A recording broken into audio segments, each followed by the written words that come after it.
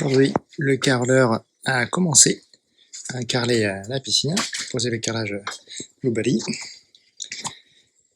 Donc, pour moi, là, sont établis avec la carrelette. Il a commencé du coup à poser les règles en utilisant des supports de règles. Ces supports de règles permettent du coup de régler précisément la hauteur et de bien tenir la règle. Donc ça c'est pratique, 2 par règle. Donc permet de mettre tout de niveau, de pouvoir commencer du coup à faire les murs. Et après quand il aura fait les murs, qu'il aura fait le sol, il terminera en terminant par les chutes qu'il manquera. Donc voilà ce que ça donne. En une après-midi seulement, il a fait déjà presque tout ça. Que dire de plus? Donc sinon, moi je m'étais amusé à lui suggérer un calépinage avec le logiciel Fusion 360. Donc il va voir si ça peut lui être utile. Donc là il a suivi pour le moment là, les indications que j'avais mis donc du coup sur les calépinages. Voilà, ça c'est le calépinage du coup du côté de la nage à contre-courant. Donc il est en train de suivre. Et donc la pose est une pose en joint décalé. Donc ça c'est Greg le carreleur qui l'a conseillé, une pose à joint décalé mais pas de moitié, d'un tiers. Donc, ce qui veut dire que on décale d'un tiers de carreau à chaque niveau. Et donc il utilise des croisillons après de 2 mm pour faire des joints de 2 mm d'épaisseur, donc ça fera des joints relativement fins. Voilà, donc là par contre cette partie là elle avance assez vite parce qu'il y a quand même pas mal de carreaux pleins. Par contre quand il va attaquer l'escalier, il y aura un paquet de découpes. La colle qu'il a mise aussi à signaler est une colle spécifique piscine, pour carrelage pour piscine. Donc ça permet d'assurer la bonne adhérence malgré les conditions particulières de la piscine. Voilà. Après, donc autre chose aussi pour démarrer, donc pour déterminer la hauteur en fait à laquelle on démarre. Donc l'intérêt de pouvoir tout modéliser, c'est du coup de pouvoir décider en fait de la répartition du coup des pièces entières, de manière à ce que ce soit à peu près esthétique. Et moi je me suis arrangé pour que ici là, ce trait là, j'ai mis à 16 cm, ça correspondra à peu près au niveau de dos. Donc du coup ça permettra à peu près ici là, aux 2 tiers 3 quarts du skimmer, d'avoir un élément visuel pour savoir quand est-ce que c'est qu'il faut rajouter de l'eau. Et du coup, en ayant cette cote là et les différents entraxes, on en déduit la cote du bas, à savoir donc ici, bon, par exemple 20,2 cm. Donc il a calé tout avec 20,2 du sol, ses règles, et ensuite il carrelle tout. Il va carreler tous les entiers, donc il va se terminer à peu près à 15 cm de la rase. Ensuite il fera les margelles, et quand les margelles seront faites, il finira par la dernière rangée. Et bien à suivre du coup, hâte de voir l'avancement du carrelage. Alors Greg s'amuse bien pour faire les découpes. Grande compassion grande empathie pour son travail, puisque je lui ai pas facilité la tâche, avec les chanfreins, les bus de différentes tailles. Donc on a du 12, du 15 cm, on a du 9, on a du 6, on a du 8, enfin bref, on a tout ce qu'il faut pour bien embêter, et en plus les calpinages que je lui ai imposé, on va dire. Et bien, j'ai essayé de faire en sorte de faciliter, hein, mais j'ai pas pu faire en sorte que tout, idéalement, c'est que l'axe des buses soit à cheval sur les joints, ce qui permet du coup de faire des demi-cercles et ce qui est plus facile à sculpter à la disqueuse quand on n'a pas la cycloche du bon diamètre. Ben, malgré ça, il arrive que on tombe en plein dans un garrot. Impossible d'arriver sur toutes les buses, d'arriver à la fois soit la verticale, soit l'horizontale sur un joint. Donc il y a certains trous qu'il a fallu faire en plein milieu des carreaux. Et donc alors la solution de facilité, c'est de couper le carreau avec cet outil, hein, avec la la carrette, classiquement. On coupe, on fait nos 2 demi-cercles et on remet bout à bout en supposant, en espérant que du coup que ce soit le plus jointif possible pour qu'on voie le moins le joint. Mais voilà, c'est pas nickel, donc du coup, ben voilà, qu'est-ce qu'il fait pour que ce soit nickel? Merci Greg. Et ben il a fait la cycloche qu'il avait et ensuite ben, il va rogner progressivement pour arriver à coïncider le plus avec les buses. Parce que le problème de ces buses-ci, c'est qu'elles sont nickel, c'est des buses Venturi tip top au niveau conception, sauf le devant, c'est-à-dire que tout est moulé. On a déjà l'aspect finition extérieure, on ne peut pas l'enlever, on ne peut pas le dévisser. Donc ça a été scellé directement, et au niveau de toutes les étapes de fabrication du montage du mur, bah, il a fallu du coup protéger le devant, et ça impose aussi que le carrelage arrive à fleur, si on veut que ce soit le plus esthétique possible. Alors après on pourrait faire un gros joint tout autour, mais si on est perfectionniste, eh bien, on va essayer de faire en sorte que ce soit le plus jointif possible, on coupe pile poil à la bonne hauteur, et ensuite poser dessus pour que ça puisse être nickel. Donc là, il a préparé toutes ses coupes. Donc ça, pareil, astuce du kit de carreleur, tu prépares le maximum de tes coupes de carreaux pour que le lendemain, quand tu fais ta colle, tu ne partes pas de ton temps à couper. Donc là, tu colles tous tes carreaux. Ça évite que la colle prenne plus vite que tu ne fasses des coupes. Donc on fait des coupes et après le lendemain on colle. Et on refait d'autres coupes pour le lendemain suivant. Voilà. Donc là, au niveau finition, on est vraiment pas mal. Quand on regarde le biseau pareil qu'il a fait, bon, pareil, pour faire des biseaux, moi je pensais qu'on coupait comme le bois, hein. Moi qui bricole beaucoup de bois, je pensais que c'était pareil, qu'on coupait à 45 directement. Ben non, c'est pas si simple que ça quand on fait du carrelage. Donc en fait, il a coupé des morceaux comme ceci avec la carrelette. Donc ça fait du coup des découpes à 90. Et ensuite avec la meuleuse, il chanfreine progressivement pour tailler son biseau.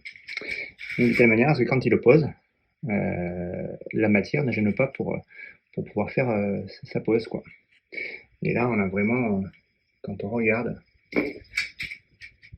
moi je dis chapeau grec parce que et voilà, c'est pour ça que les finitions, ben on les fait faire.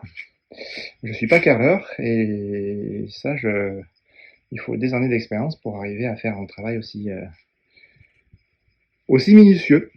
Voilà, donc franchement, ça rend plutôt bien, même très bien, faut pas dire. Alors, pour le skimmer, Greg m'a suggéré de ne pas mettre l'habillage en PVC gris moche qui est prévu sur le skimmer d'Aurélie. Il m'a dit, tu verras, on va faire un truc sans ton habillage, on fait des coupes de carreaux nickel, et après on complétera avec un joint. Donc là, il ne manque plus qu'à les en même temps que les joints du mur. Après, il va faire aussi un joint pour faire les côtés, et du coup, ça fera une finition nickel. On ne verra pas de débord, et l'avantage, c'est qu'avec mon volet roulant, je ne serai pas gêné par le rebord en plastique qui aurait fait la jonction, de les poser pour pouvoir ensuite carreler par-dessus. Et ensuite, une fois que tu as fait tout le pan de mur au-dessus, tu les enlèves et tu carrelles en dessous. Donc ça, tout le monde connaît le principe, mais ce système-là de support de règle permet d'ajuster la hauteur, le niveau. Autre chose, quand tu carrelles, c'est de prévoir d'avoir plusieurs règles. Et donc, moi, ces règles qui ont servi de nombreuses fois. Et l'intérêt, c'est sur certains chantiers, tu es amené à les sacrifier. Hein, il a sacrifié un bout de règle pour faire cette petite longueur. Donc, il y a toujours des bouts de règle qui lui permettent du coup plein de chutes de règles dans la voiture qui permettent suivant les largeurs des chantiers. Et parfois, tu es même amené carrément à les sacrifier complètement en faisant des entailles, comme moi. Donc, il a dû en sacrifier une pour faire le dessous, mais je suppose que c'est cette même règle-là qu'il a retournée et qu'il a mise ici. Et il a achevé du coup de faire les sections pour pas que les bus le gênent. Donc voilà, c'est pas inclus dans le devis ça. Merci Greg. Mais ouais, c'est gentil à toi de faire ça, de faire pour que ce soit nickel, quoi. Donc là, on aura un très bon endroit sans être gêné par les buses. Je pense qu'il a dû me maudire sur ce coup-là. Mais bon, pas de choix que de sacrifier des règles. C'est des planches de bois, il y a la solution de planches de bois, mais les planches de bois, comme chacun le sait, ça travaille. Là, le métal, les règles en métal, elles ne travaillent pas normalement, en tout cas, bien moins que le bois. Superbe astuce, donc c'est des supports de règles et l'utilisation de règles, et pas hésiter des fois à les sacrifier pour faire des petites longueurs pour les mettre tous de niveau.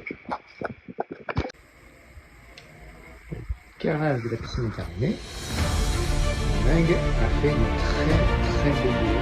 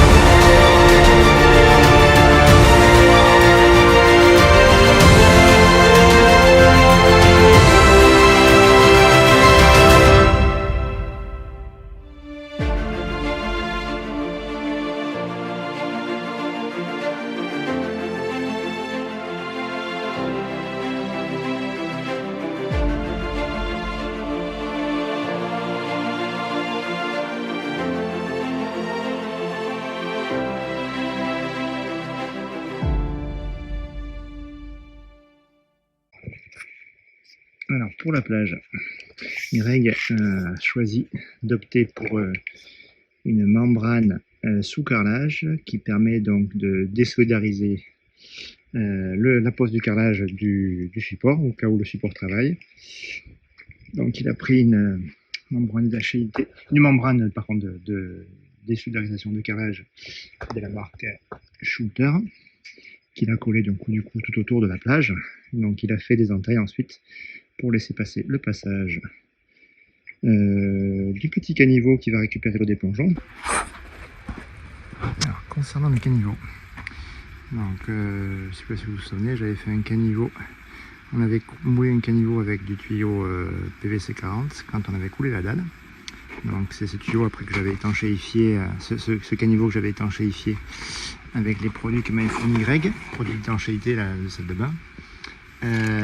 Sauf que en fait quand j'ai fait le calépinage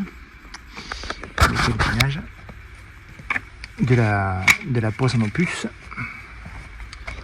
le calépinage pour avoir des carreaux entiers, d'avoir le moins de découpes possible là le long de la margelle, le nombre de carreaux, le multiple de 30 à plus les joints.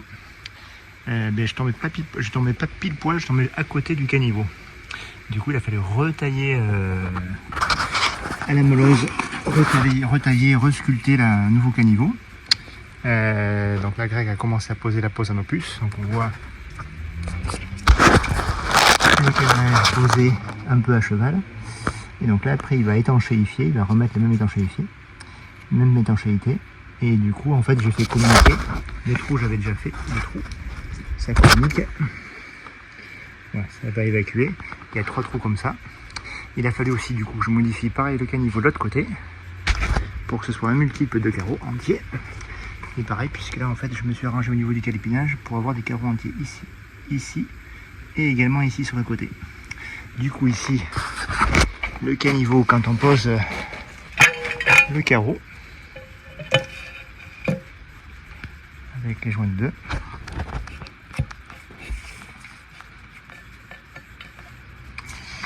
et on se rend compte pareil que le caniveau n'est pas au bon endroit. Donc il faut décaler le caniveau et le décaler ici. donc entre ces deux traits. Donc là je taille en V la meuleuse en fait, un à 45 ici, un 45 ici tout le long. Je fais péter là le V de béton et ensuite j'arrondis avec la meuleuse, j'arrondis le caniveau qui va partir d'en haut pour aller jusqu'en bas. Ici on arrive au niveau du poteau, donc là on part bien à 45 avant le poteau pour les rejoindre l'évacuation là-bas. Et bien il n'y a plus qu'à tailler. Mais avant de tailler, comme j'ai mis en eau, il faut que je protège avec une bâche pour limiter les poussières, que les poussières aient le moins possible dans la piscine. Allez, ben on est parti. Voilà, donc je viens de commencer à tailler à 45 à la 1925. Donc là, voilà ce que ça donne. Donc j'ai fait une taille en V, une taille en 45, une taille en 45. Et en fait, quand on se lève, voilà, ça fait un V de béton. Donc ça, voilà. Après, ça fait des arêtes un peu vives. Après, je vais pouvoir des fois éventuellement meuler un petit peu les arêtes. Et puis après, on va faire ça tout le long. Donc il n'y a plus qu'à enlever, à faire péter ce béton. Et le béton qui reste un peu accroché à la meuleuse, j'achève de sculpter mon caniveau. Allez, on continue.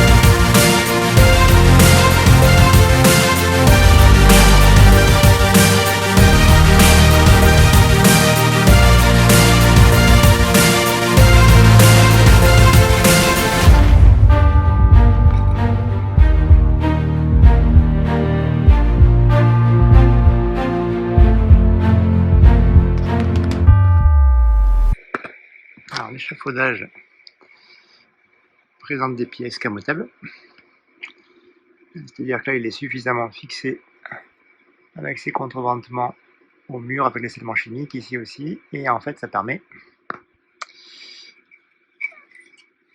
ici là de pouvoir voilà, on ajuste le pied quand on veut le remettre l'appui, quand ça sera sec on refixera le pied restant pour soulager le poids de l'échafaudage lorsque ça sera suffisamment sec. Mais voilà, l'échafaudage a été conçu de telle manière à ce qu'on puisse enlever les pieds au fur et à mesure pour chaque étape du chantier. Et en le fixant du coup au scellement chimique et par le système aussi de ce renfort qui permet de transférer une partie du poids à l'arrière. Voilà, c'est ça qu'on pourra soulager à nouveau l'échafaudage en reprenant appui sur le sol.